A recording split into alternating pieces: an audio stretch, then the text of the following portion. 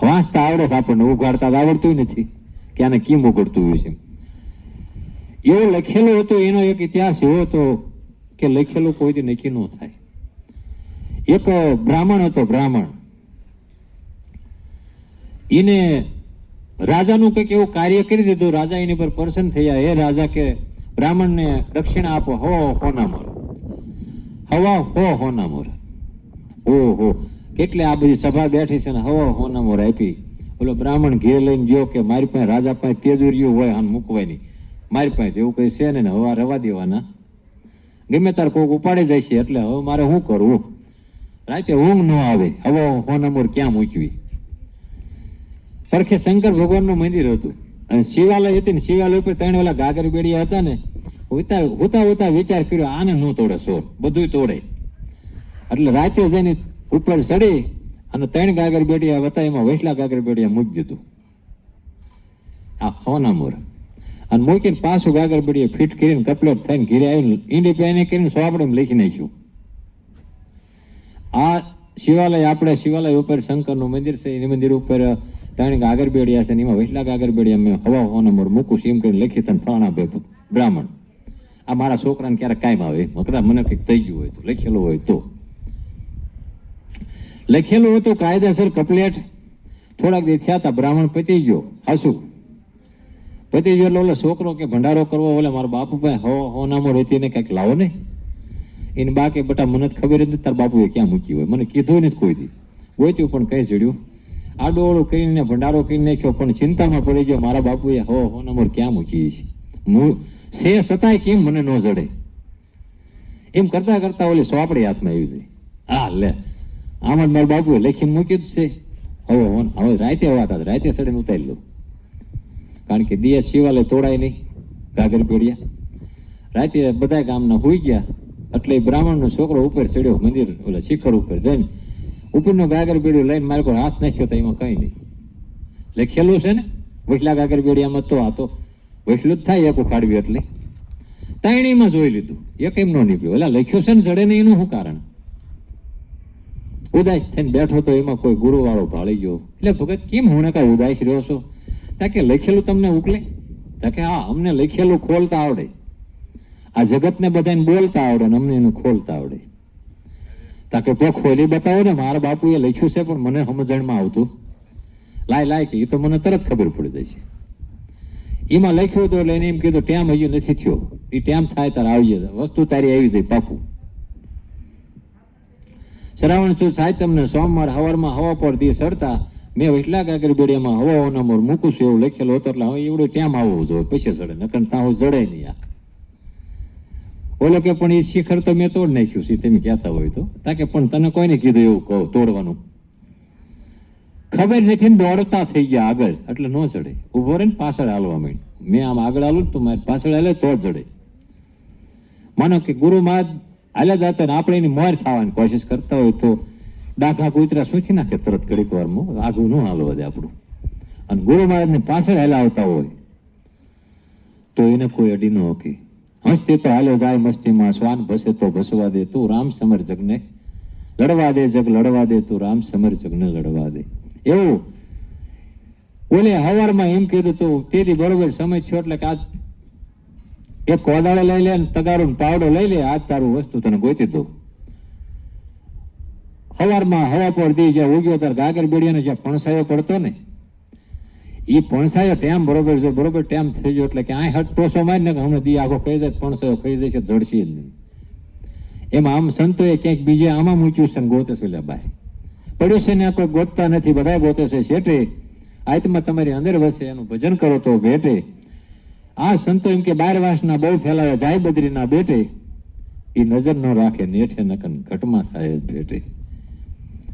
સંતોની એક એવી રીત હોય, લખ્યો છે પણ ખુલે એવું નથી. મેં કાયમ કહું કે આ નાના મોટા બોલ જે છે ને, 4 આની 8 આની 12 આની, એવડા બોલ એમને પાના વિના ન ખુલે. આવડે 8 આની પાનું બોલ હોય ને 12 આની પાનું લગાડવી તોય ન ખુલે. 12 આની બોલ હોય ને 10 આની પાનું લગાડવી તોય ન ખુલે. એને ખોલવા માટે પાનું જોવે. એ કે પંડિત તમારું પાનું ફેરવો, આમાં નહીં ખુલે કોઈ દી. તમે તમારું પાનું જ નથી ફેર્યું. કારણ કે 9 અક્ષર તો નવા છે. 10માં તમે શું તમારે તમને જ્ઞાન ન હોય તો શું કરશું? પેલા 1 હોય પછી 9 થાય, અને 9 પછી 10 કરવા હોય તો પાછું એક ઉપરથી હેઠું આવવું પડે. આપણે જ્યાં સીવીને પાછું અંદર આવવું પડે, અને પછી 1 ને મીંડું લઈને આવો એટલે 10 થાય. પેલા હતો 1, અને હું આ એટલા 9માં પગથિયે બેઠો છું ને હવે 10 કરવાના છે. કે 10 કરવા પેલા હતો ને હેઠો આવે, અને તું જેમાંથી આવે છે ને હારે લેતો આવજે. એટલે 2 વસ્તુ લઈને હેઠે આવે ને એટલે એકડે મિનિટ કહો તો કબીરા સુન મેરે સાધુ બાત કહું મેં ખરી, આ દુનિયા 1 નંબરી મેં તો 10 નંબરી. આ જ્યાંથી જન્મી ને મરે ત્યાં સુધી મથવામાં એનું કામ પૂરું થઈ જાય. એનું બીજું કોઈ પટ્ટો જ ન બદલે. જે ચાલે છે એ ચાલે. શિલ્પકારે મૂર્તિ બનાવી આરસની, પારસની. આરસ બીજાને પારસ. એ મૂર્તિ બનાવીને પછી એ મૂર્તિ ઉપર બેઠો હોય પછી, અને ટોસતો જતો હોય, ઉપર પાણીની આમ તો માવા ખાઈને પિચકારી હોત મારતો જતો હોય, બીડી પીને ઓલવતો જતો હોય, તો એ પાણો એને કોઈ દી ન નડે. એ મૂર્તિ થાય ને આપણે દેખા જાય. અમે મંદિર બનાવ્યું છે ખરેખરનું. અમારે રામાપીરની મૂર્તિ જોઈતી છે એટલે એવડે કે 1.5 લાખ રૂપિયા થાય આ મૂર્તિના. ઓલી પિચકારીઓ મારતો એ જ છે. એને પિચકારીઓ મારી, બીડી ડોબી ઓલવી તો એને ન નડી. આપણને એને 1.5 લાખ દીધા, અને મૂર્તિ આપણે ખરેખરનું મંદિર બનાવ્યું હતું ત્યાં લાયા. જ્યાં મંદિરમાં લાયા અને પછી થોડોક ટાઈમ થયું તો આપણને નડવાનું ચાલુ કર્યું. એટલે આટલી મહેનતી અમે લાયા છીએ તો એમને નડે. ઓલો બીડીયું ઓલવતો તો એનો નડી. એને 1.5 લાખ દઈને આવી, અને મેં આવા મંદિરમાં બેહેરી તો આજ અમને જ નડે છે. હા, એક વાત એવી છે, આ જીવન પથ્થર જેવું. માં એ પૃથ્વી કહેવાય. પૃથ્વીની અંદરથી નીકળેલા આ બધા પાણા છે. આ કોરોવાળા, ધારુવાળા, અણીઓવાળા ઘણાને પડતા હોય, વાગતા હોય, કેટલાય નડતા હોય. આવડા સદગુરુ પાસે જાય તો સદગુરુ મહારાજનો ઘાટ બનાવે. સત્સંગની હરણ ચાલુ હોય એની ઉપર પહેલ પાડે. એ કે હાલે લાલ થાય છે, હાલ્યા વિનાનો લાલ ન થતો. નકન જે ઉઘડેલા છે એને સારી વાવ દઈશ તું. હાલે લાલ થાય. કાર્ય કરતા કરતા લાલ થતા હોય તો બરોબર કહેવાય. નો કાર્ય કરે લાલ થતા જતા હોય એટલે એવડું હું વીખી નાખે. અને ટેબલ હરખું માંડ્યા પછી હોળ પેલ બનાવે, અને હોળ પેલમાં જો ધાર તોડ નાખે એટલે સીધો કચરામાં. ઉપર અણી ઉડાડે મૂકે તોય કચરામાં. કોઈ પણ સંતો આ વચન ઉપર પરિપૂર્ણ રહેવાનું. ઠેઠ છેલ્લે સાંગો પાંગ એક સરખો રસ પાનભાઈ બદલાય નહીં બીજો રંગ. એટલે સંતો એવું બધું અનુભવ કરવા માટે આવું બધું લખીને બોલ્યા હોય. બીજો કલાકાર ભજનમાં લખ્યું છે આપણને ન કે. પછી એક ચિત્રકાર એક કોતરું દોરે ને એક બાઈન દોરે, પછી હેઠે લખે હડકાઈમાં. તો આપણે અગરબત્તી ચાલુ કરી દઈએ. આપણે ક્યાં પાળી છે કઈ ઈવડાઈને કંઈક સાંભળવામાં આવ્યું હોય ને આપણને દાબી દીધું, આપણે ચાલુ કરી દીધું.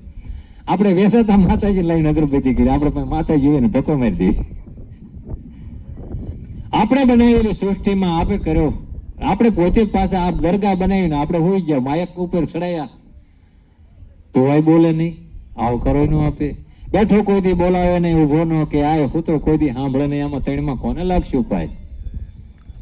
બેઠા છે આપણા બધા કોના બુદ્ધ ભગવાન વાળા. વાણિયા જૈન દેરાસરમાં જાય તો બધા આમ આડા બાંધીને બે જાય કે કોઈને કહેવાય જ નહીં. કઈ આ સમજે એવું નથી. સમજે નહીં. જનાવરની જાત અખો કહે એમ હું કરવી નથી. અમારી નાત હોય તો એમ થોડોક ટોસો મારવી તો કઈ ખરખું થાય. આ સમજે એવું. સમજાયા સમજે નહીં, સમજે એવા થોડા વાંચિતાના કૂદી પડે પ્રજાપતિના ઘોડા. પ્રજાપતિને ઘરે ઘોડું હોય કોઈ દી, પણ એને એવું ન કહેવાય ને ગધા કહેવાય. એટલે એને ઘોડો વર્ણન સારું કર્યું. ઓચિતાનું કૂદી પડે.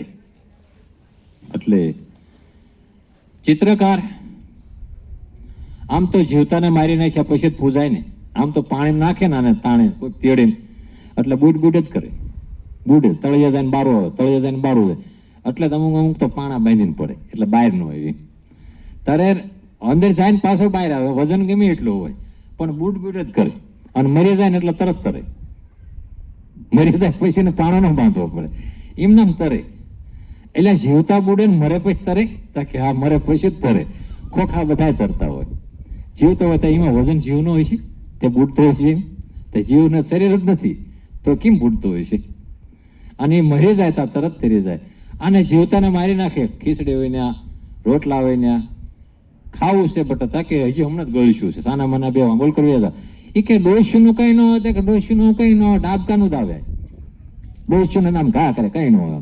ભાવ જ ન હોય કે આનો ભાવ જ ન હોય. એક સડાવો આટલા લઈ દો કોઈ વૈશમાં ડબ ન કરવું. આ પરાકાષ્ઠ છે અંદરની. પણ સત્ય અહીંયા એક ફેરો એક કંપની છે આ મનુષ્યની એક હોયની છે. એમાં જન્મે એટલે એક દીકરીને એક દીકરો જ જન્મે. કોઈને ઘરે રામાપીરે ન જન્મે, કોઈને ઘરે ભગવાન કૃષ્ણ ન જન્મે, કોઈને ઘરે ઇન્સ્પેક્ટર ન જન્મે, કોઈને ઘરે ડોક્ટર ન જન્મે, કોઈને ઘરે દારૂડિયો ન જન્મે, કોઈને ઘરે ચોર ન જન્મે. બધાને ઘરે એક દીકરો ને એક દીકરી જન્મે. અને પછી જેવું થવું હોય ને એવું થાય. દારૂડિયાનો સંગ એટલે દારૂડિયા થઈ જાય, જુગારીનો સંગ કરે તો જુગારી થઈ જાય, અને ભણે સારું તો ડોક્ટર બની જાય, બીજા જીવને બચાવી શકે. ઇન્સ્પેક્ટર થઈ જાય, ઉભો રક્ષણ કરે. આપણે બે ભાઈ હોય ને હારે હારે જતા હોય ને તો ઓલાને ભાળે તો બધા ભાગે ને આપણને ભાળે.